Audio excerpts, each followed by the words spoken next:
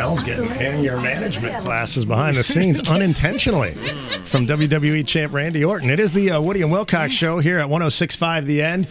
We got 800 people in the studio because champ Randy Orton is with us this morning. They're doing the Smackdown live tonight at Time Warner Cable Arena. We're going to have a pair of tickets for you, and you can still get some. There are a few left. They start as low as $15. Ticketmaster.com. You can find all the info. Also, you got the brand new video game that hit the stores last week, WWE 12, and on the cover is, of course, the Viper, Randy Orton. There's right. No, earlier you said that you're not superstitious, but I know that there are players in the NFL, when Madden comes out, they don't want to be on the cover. Yeah, well, they might say that, but I'm sure the royalty for that cover is, they want to be in the cover, trust me. Superstitions aside, I mean, paycheck's a paycheck, you know what I mean? That DVD sells, they're on the cover, they get a little, so it's just one of those things. I'm not superstitious, like I said. I've been asked a lot about the whole Madden curse or whatever, but whatever. I've been hurt plenty of times. I figure, that's just another 3 or 4 month vacation for me. If I dislocate the shoulder or tear something or break something, I can do it. I've done it a handful of times before, so, I welcome an injury. you want to, okay, powers that be, it's my turn to, break my ankle or something. Okay, I'm going to go enjoy 4 months home. I'm going to enjoy every minute of it, Yeah, well, you come from an incredibly famous wrestling family. Alan on the Facebook page has a great question. Who would win in a three-way match between you, your dad, and your grandfather? Man, I don't know. My grandfather's no longer with us, and I wish I got to know him a little better back when he was alive. Just one of those things where, I miss him. I miss him being around. As far as the question, how do you answer that? I don't know.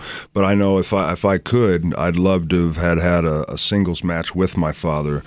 My prime versus him in his prime. I think that would have been real cool. Definitely. Absolutely. Come on, I have an older brother, and in my prime, I finally whooped him, and I feel happy about that, let alone coming from a Dude, don't famous lie. family. I just saw your brother. He's huge. Come on. Making that up. I was in the prime shape of my life. This was a long time ago. You're 12 years old, damn it. Exactly. That felt good about yourself. That's about when you were in your prime. 1975. 75, I'm not that old. Come on. Behind the scenes, there was like another group of kids that came through, and Randy was dispensing anger management advice to the children. And I thought actually what you were saying was, it was dead on. It was good stuff. Yeah. If you weren't wrestling, what would the career be? Wouldn't be a motivational speaker, no. But it sounds like you're good with kids and stuff. Like you could actually be a teacher or something. I do like kids. That would definitely be a fulfilling job. I could see how that'd be a fulfilling job to somehow work with kids in some manner, whether it was charity or whatever. But we do a lot of like Make-A-Wish stuff.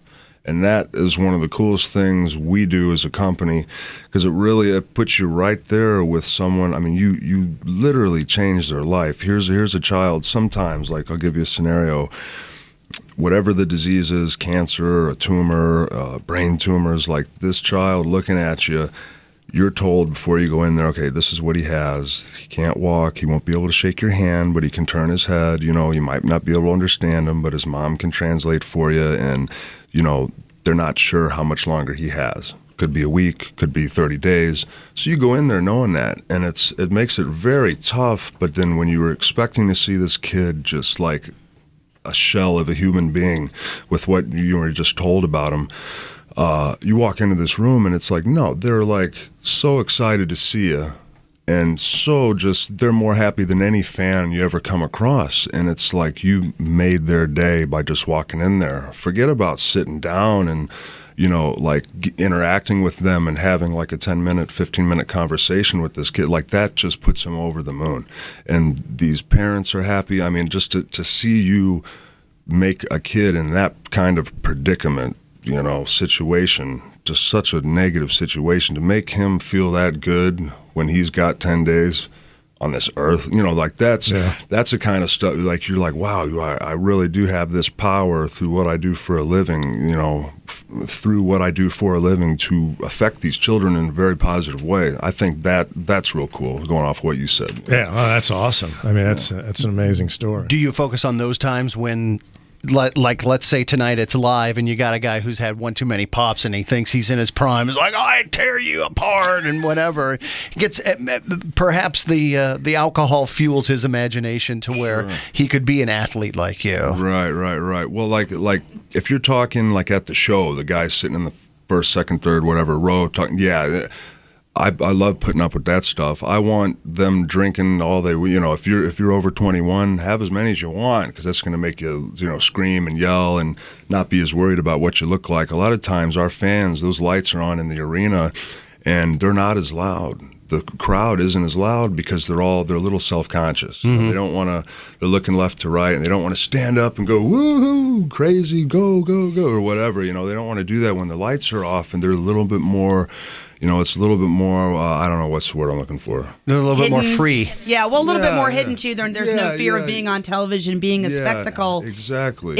You're more apt to make a spectacle of yourself if you think no one's watching, This or is when the you're WWE. hammered. This isn't people of Walmart. This is completely different. I totally get it, but I've been to a couple of different matches, and it's true. There are people that, you know, don't necessarily want to get wild and crazy when they know they're on television. If it's a little bit, you know, darker and they've had a couple of beverages, then they're more apt to get a little bit wild. When it's darker, it's a little more intimate, and they're about and the louder they are, the louder the crowd is, the faster we run, the higher we jump. You know, that makes me.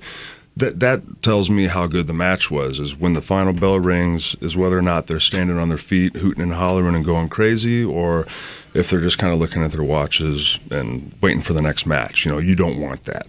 It's like complaint phone calls for us. We know we're doing well when people call and complain. No, that's why we're on the radio, because we can't see people looking at their watches. Let's be honest. None of us are as pretty as them. We don't need to be on TV. That is Let's true. be honest. That is true.